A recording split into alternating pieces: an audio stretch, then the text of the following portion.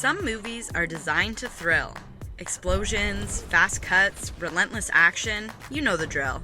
But today, we're diving into a very different kind of movie. The kind that some might call slow, uneventful, or even boring. We here at Fidget love these movies. They may be methodical, meditative, or just plain slow, but they're also beautiful, profound, and deeply rewarding. Think the movie you love to hate, or the movie you hate to love. Today, we're counting down Fidget's top 10 boring films. Let's get into it. 1, 2, 3, 4.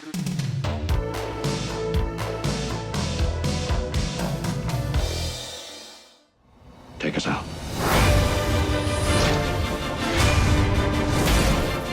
Following the blockbuster success of 1977's Star Wars, Paramount was eager to piggyback on the sci-fi success, asking themselves, hey, don't we have our own Star Wars?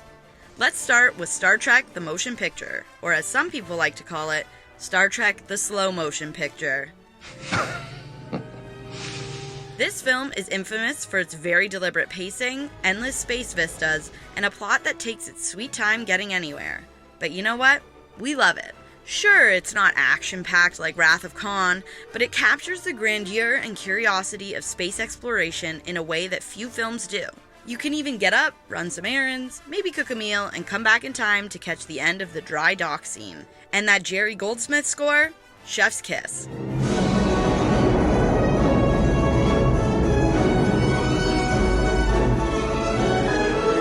It ends up being more 2001: A Space Odyssey than Star Wars, and we're here for it.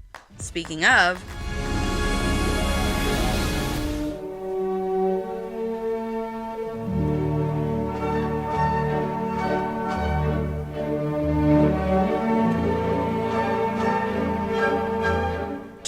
A Space Odyssey might be the king of slow movies. Stanley Kubrick's sci-fi epic is infamous for its long hypnotic sequences of spaceships docking, astronauts floating, and eerie silence.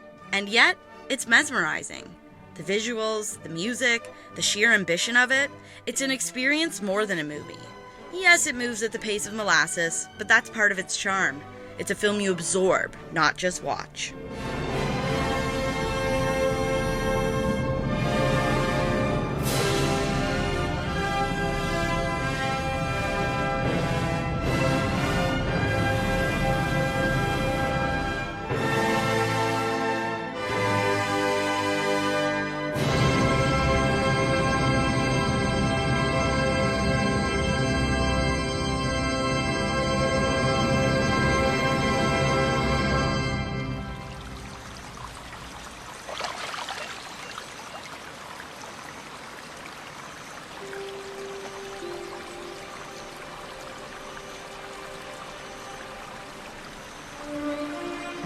Martin Scorsese is known for his fast-paced, crime-filled epics, but Silence is something else entirely. A quiet, introspective film about faith, suffering, and doubt, it moves at a glacial pace. There are long stretches where nothing happens, just people staring, thinking, existing. But for us, that's what makes it powerful. Every silence, every unspoken word, carries so much weight. It's a film that demands patience, but if you're willing to give it, it's absolutely rewarding. I was born into this world to share men's pain. I carried this cross for your pain.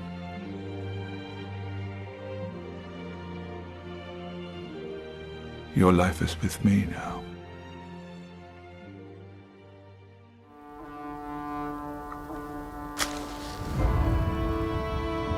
I wonder what little lady made these.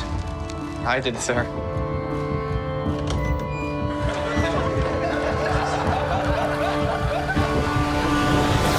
The Power of the Dog is a Western.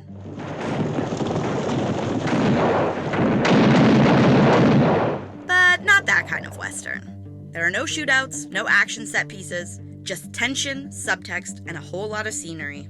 It's a slow burn in the truest sense, unfolding a psychological drama in hushed tones and stolen glances. But once the final pieces come together, it's brilliant. If you can handle the stillness, it's a masterpiece of restraint. Sort of a lonesome place out here, Pete, unless you get in the swing of things.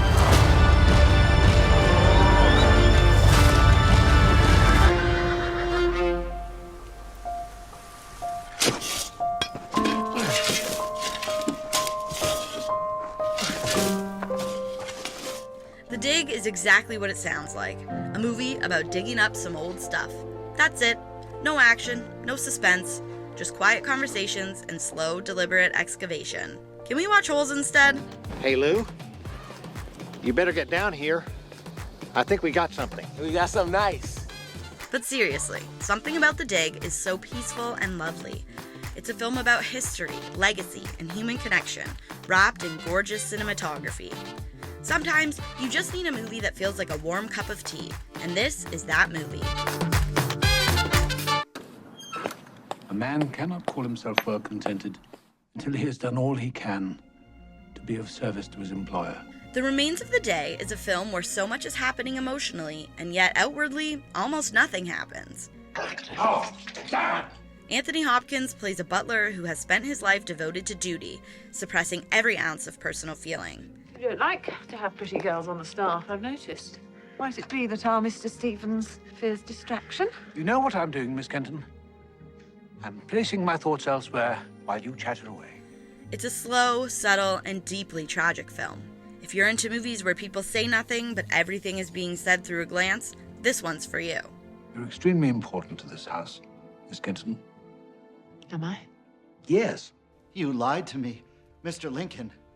You evaded my request for a denial that there is a Confederate peace offer because there is one. We are absolutely guaranteed to lose the whole thing.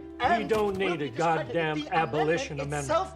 Leave the Constitution alone. The peace commissioners appear today, or State by worse, state, on you the can morning. extricate. A historical drama about legal negotiations and political maneuvering? Sounds thrilling, right? No? Well, Lincoln is basically 2.5 hours of people talking about passing a law, and yet we're riveted every time. I can't vote for the amendment, Mr. Lincoln.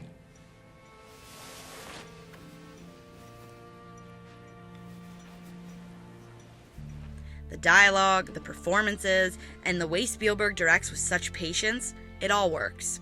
It might not be edge-of-your-seat entertainment, but it's fascinating in its own way. Neither slavery nor involuntary servitude, except as a punishment for crime, whereof the parties shall have been duly convicted, shall exist within the United States or any place subject to their jurisdiction.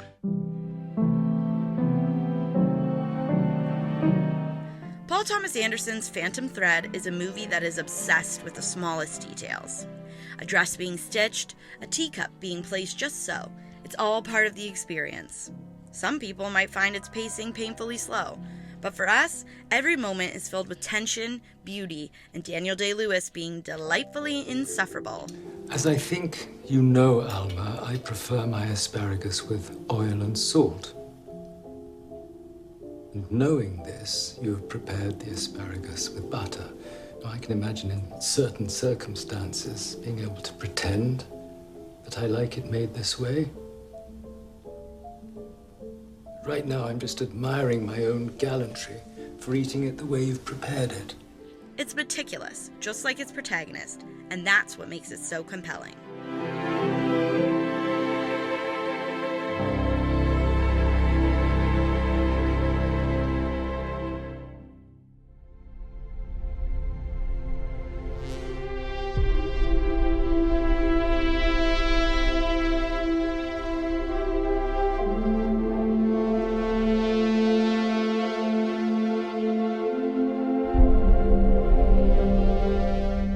Blade Runner, a sci-fi classic, a visionary masterpiece, a film that, let's be honest, moves at the pace of a snail that just took melatonin.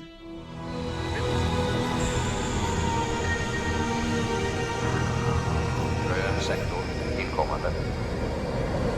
Modal Kontakt 206. Kanal Landungsbahn 2. Kanal grüner Sektor, automatische Annäherung zu Bahn 2. Ridley Scott's cyberpunk noir is a visual feast, filled with rain-soaked neon streets, haunting synth music, and philosophical musings about what it means to be human. But for all its brilliance, this movie is slow. There are long stretches of silence, endless shots of Harrison Ford looking vaguely confused, and moments where it feels like the film is more interested in its atmosphere than its plot. And yet, that's exactly what makes it so compelling. The hypnotic pacing, the dreamlike visuals, and the way it lingers on every moment make Blade Runner an experience rather than just a movie. Sure, it might put some people to sleep, but for those of us who love it, there's nothing quite like getting lost in its damp, existential world. All those moments will be lost in time, like tears in rain.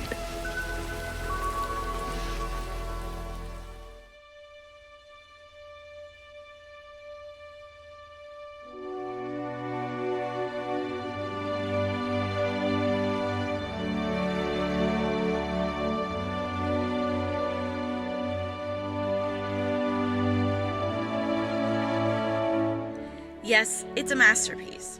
Yes, it changed the landscape of modern fantasy films. And yes, it's also incredibly slow. Peter Jackson's The Fellowship of the Ring is a stunning, meticulously crafted epic. But let's be honest, a good portion of it is just a group of people walking, and walking very dramatically at that.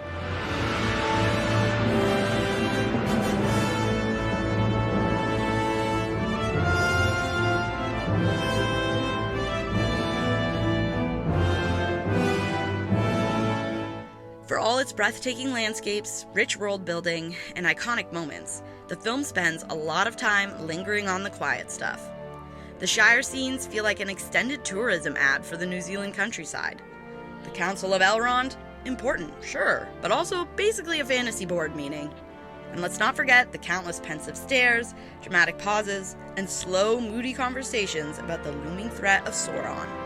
Despite all this, we love it. How could you not? The slow build-up is part of what makes Middle-earth feel so immersive. The long stretches of walking allow us to bond with the characters, and by the time we reach the chaos and heartbreak of the movie's end, we realize that the journey, no matter how slow, was worth every step.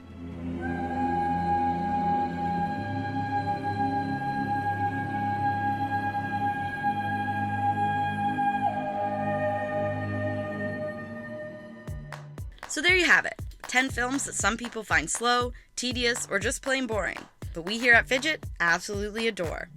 What about you? Do you have a favorite boring movie? Let us know in the comments, and debate us if you think we're wrong.